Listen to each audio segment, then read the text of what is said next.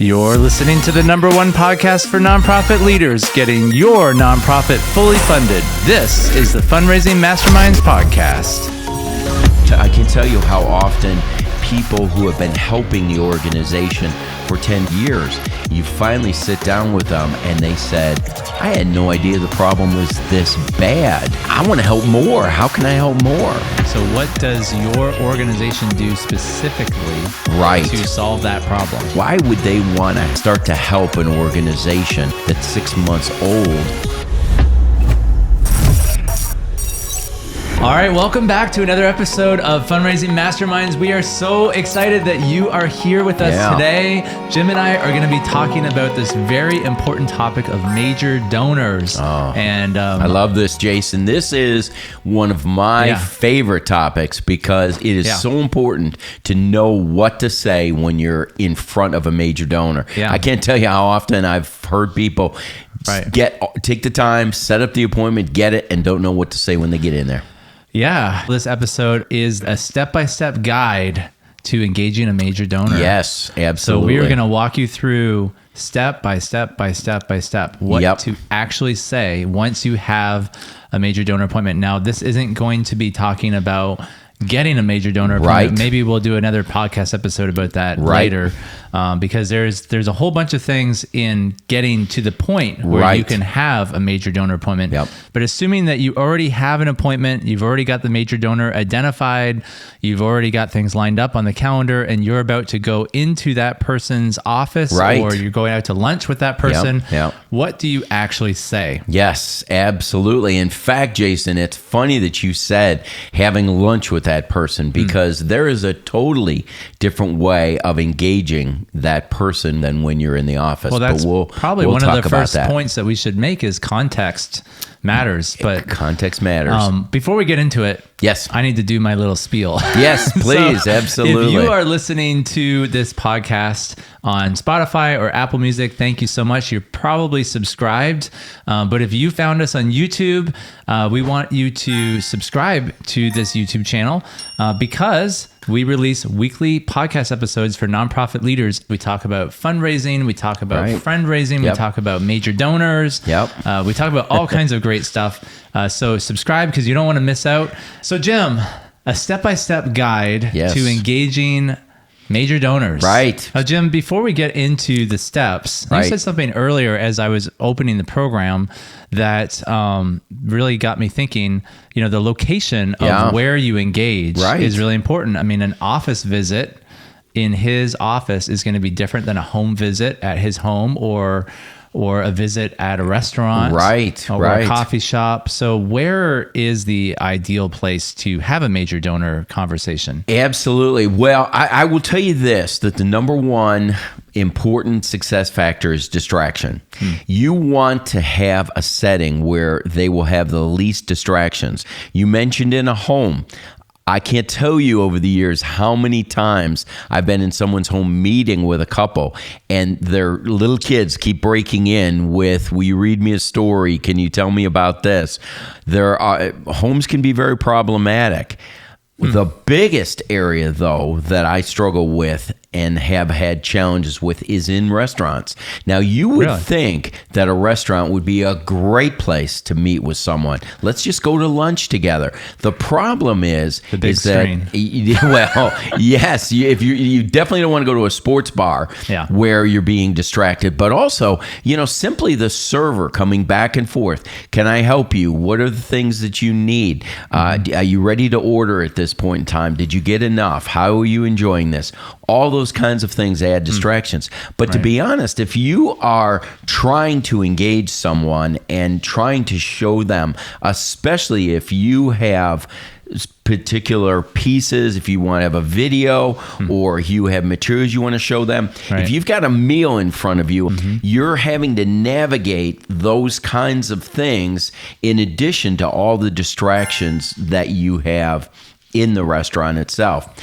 I don't believe that a restaurant is one of the best places to have it. It's nice if you're just going to have a conversation with someone, but if you actually need to get down to business and need to make a presentation, you're always going to do better at their office with that. You may run the risk even in the office of getting some distractions, but I've found that tends to be the best place to have it would be in their office where there's the least number of distractions. You close the door and you have a conversation with people. Because I wouldn't have thought that the office would have been the best place. I would have thought they would be treating it more like a business appointment. And then also, like for me, going into their office, I would be a lot more nervous, meeting them on their turf. Sure. I feel a lot more comfortable talking to someone outside of their office. Yeah. Getting them into more of a natural place. You would think that, but a lot of it does depend on the relationship. Mm-hmm. If this is someone that you've been great friends with for 25 years and you're finally introducing them to your organization, well, maybe a more relaxed setting is the better way. What about the golf course? Well, the golf course is a great way to have interaction, but not a great place to make a proposal. Can you imagine on someone's backswing? Oh, did I mention the cost of that proposal? That's not what you're looking for in this particular situation. There's a point where you have to get down to business. Yeah. And I will say, even if I've got a close relationship with someone, there's a point where I have to turn on the switch and shift from, we were just talking about sending our kids to private school or their baseball game last week. I've got to shift to, there is a business mode. I flipped the switch and let's get down to business. Right. So it really is not bad to have it in more of a business setting because you are talking about something that gets serious, especially if you're going to be asking them to make a large commitment to your organization. If you're meeting with them outside of that context, then it's just more casual. They might not be taking you as serious. That's right. So that's right. Now, on the flip side, a home is not a bad place to have it, especially if you want to engage the husband and wife together. And a lot of decisions these days are made jointly by the husband and the wife. So meeting with them across the kitchen table, as we talk about those kitchen table discussions, that's not a bad place to have it. You just need to be prepared for those distractions that can happen. If you're talking about empty nesters, shouldn't be a problem. So we've got 5 steps to a major donor appointment, Jim. Well, step 1. Okay. Define the problem. Absolutely. Now you're in an appointment with a major donor. You've sat down, you've gotten through some of the chit chat. It's so important for you to ask questions of the major donor. First of all, you want to identify what's their area of interest and what do they know about you and your organization.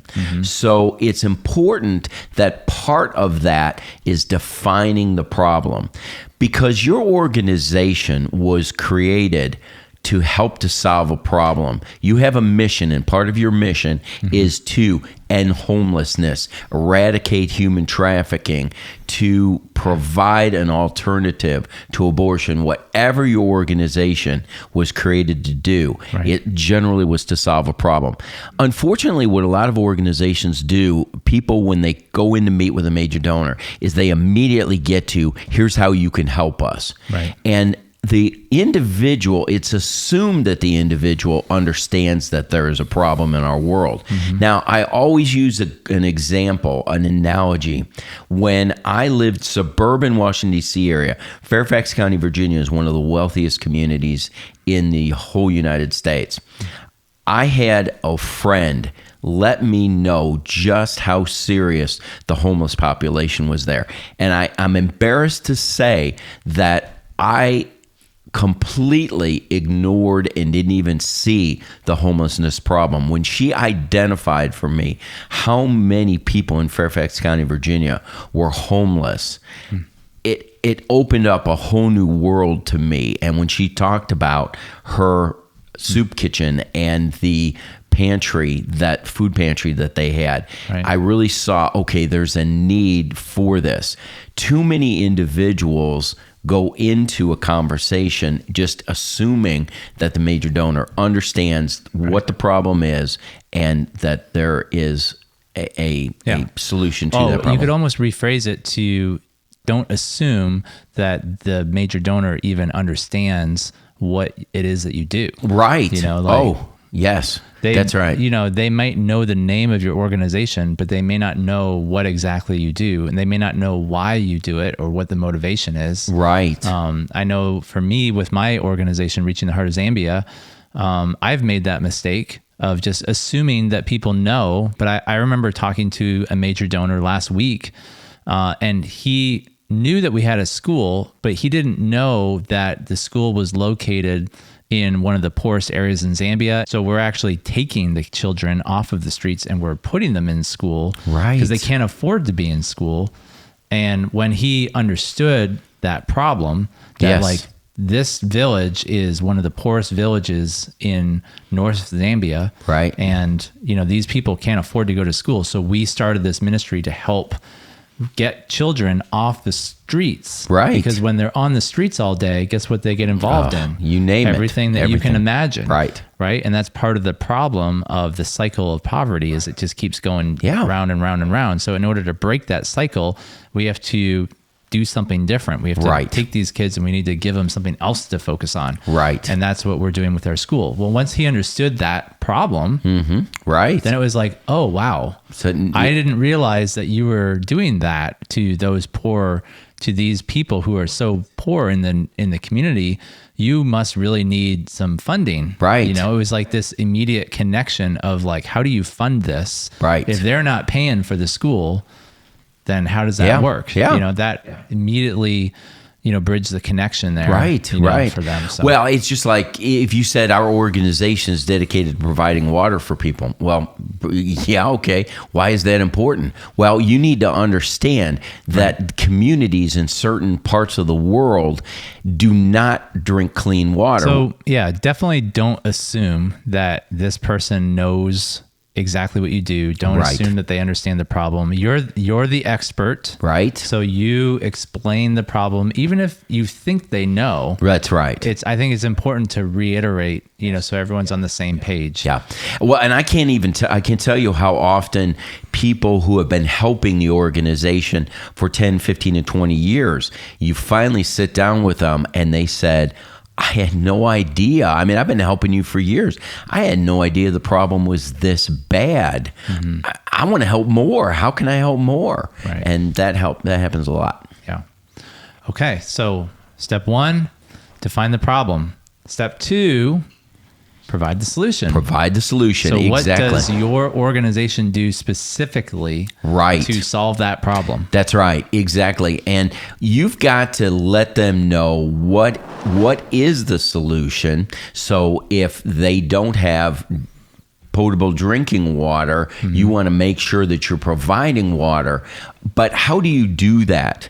And you've got to look for creative solutions to doing things. What makes your organization unique and different?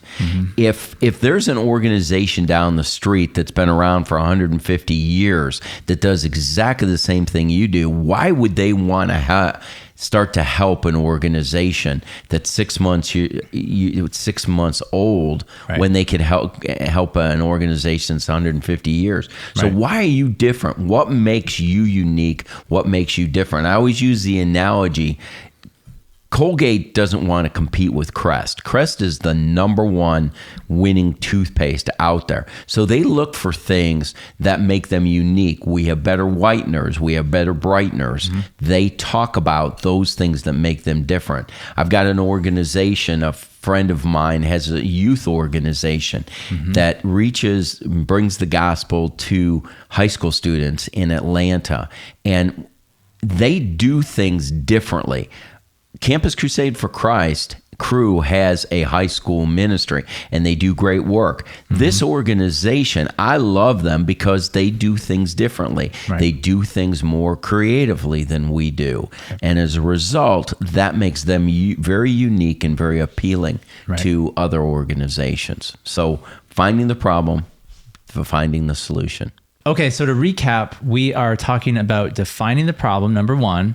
Step two, define the solution. So these are just kind of general, like, did you know that homelessness is a problem in our area? Here's ways of how it's a problem, and showing them pictures, showing them videos, showing them the actual crisis of the situation.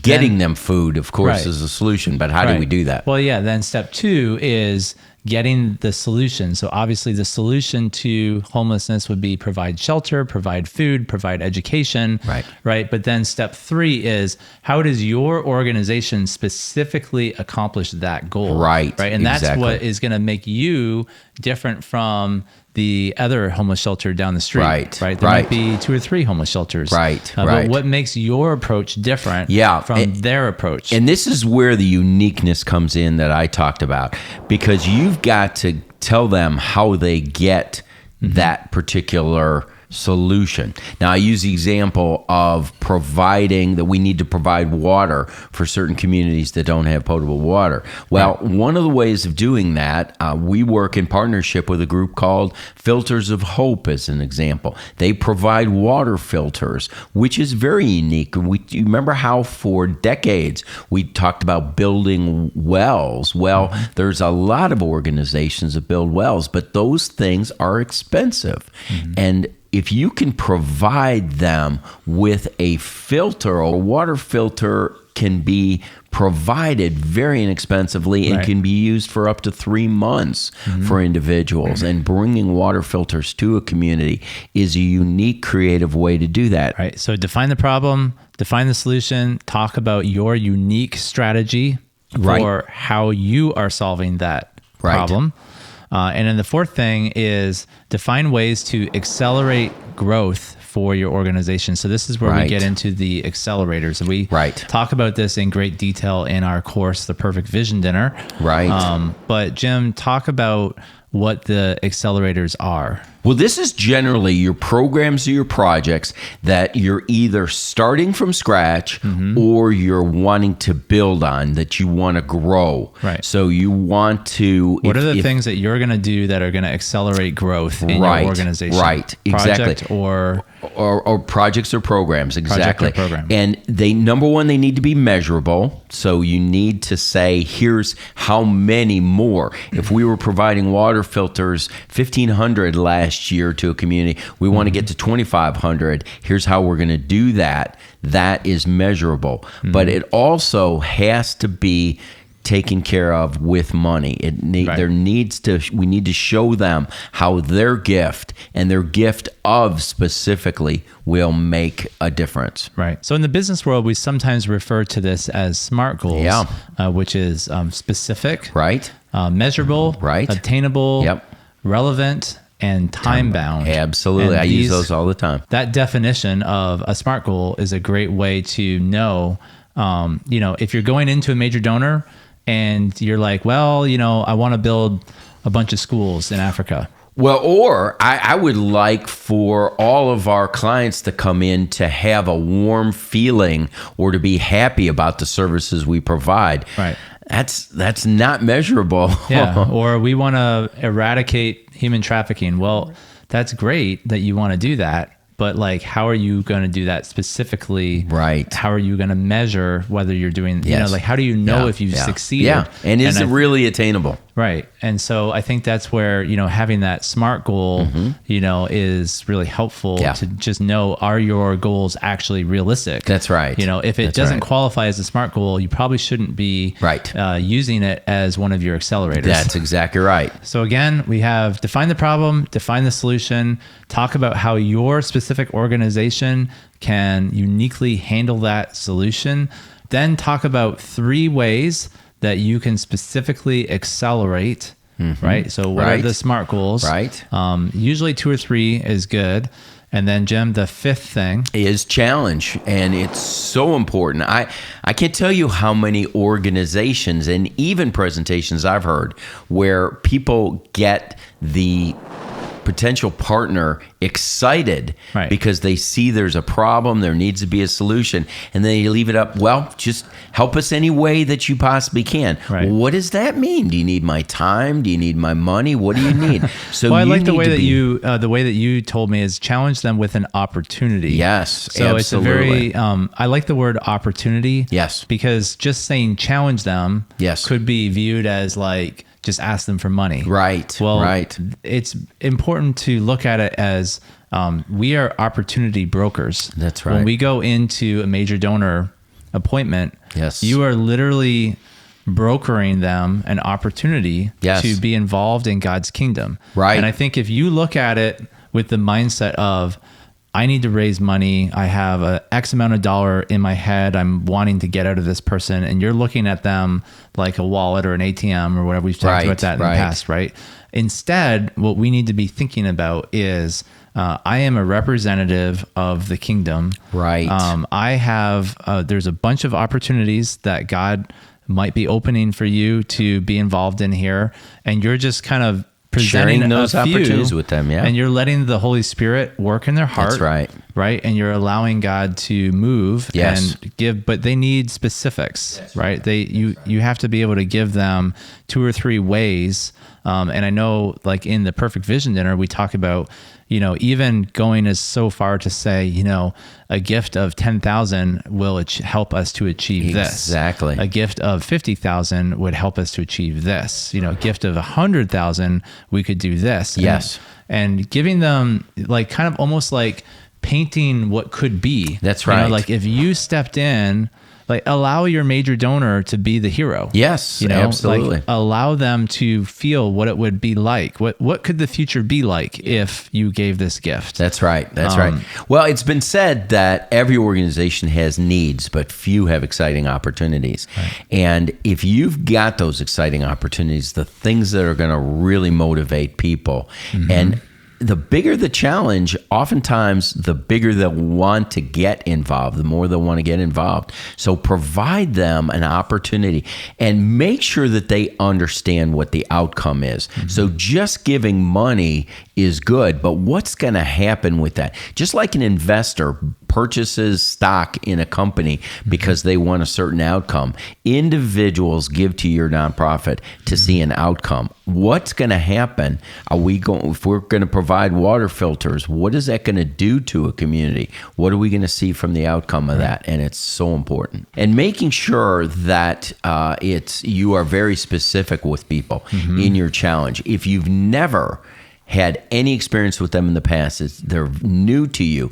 try and do your homework. Find out what is their capacity. You can purchase services such as Wealth Engine. You can research them in Zillow. Just look up the value of their home. That'll give you an idea. At least an idea. That's right. Exactly. Now, if they've helped you in the past, you can use their past giving as an indicator of what their future would be. Although that isn't always the case. Right. We had an individual who was giving regularly about $2,000 a year to our organization. When we did some research on that, we found that they were giving as much as $4 million a year to another organization. And so sometimes you don't always know the potentials there. So put some things out there that are going to help to bring out their potential. And another opportunity that we could be making people aware of, which I always think this is a good kind of add-on to the accelerators, is giving them the opportunity to maybe be a part of a matching gift. Oh, yes. At your dinner. Right. We're big advocates of the Perfect Vision Dinner strategy, and you can learn more about that at fundraisingmasterminds.net. But every year we encourage nonprofits to do an annual dinner where they are raising the full amount of their budget. And a big piece of that is including the major donors. So one way that we can present an opportunity for them is to be involved in the Perfect Vision Dinner in some capacity. Right. Well, really, if you drill down on the Perfect Vision Dinner strategy, the ministry update that we talk about as part of that, I use that same outline of the stating the problem and the solution and the ways we do things. That's how I set up the and a lot ministry of times, update. A lot of times those ministry updates are put into a video format. Yes. And that might be a great way to just...